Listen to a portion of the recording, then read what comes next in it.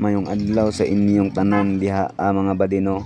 For today's video day mga badi ni aday mi og city ron kay akong giubanan akong asawa mga badi kay magpaibot daw siya og ngipon apil akong bata kay daot naman ni ilang ngipon mga badi. Samot na niya akong bata kusog gayo mukaon og kindi mao nang nangadaot na o ningon siya nga magpaibot daw sila karon kay nanghi daw siya nilib man daw siya mga badi. Mao ning ako silang giubanan kay para atong ipakita atong support ba karon pag-abot na mo diha mga badi sa city kay arang daghana namang gayo og tawo. Nawara na mga tawo diha mga badi o napadiri sa pikas mga nanggihulat.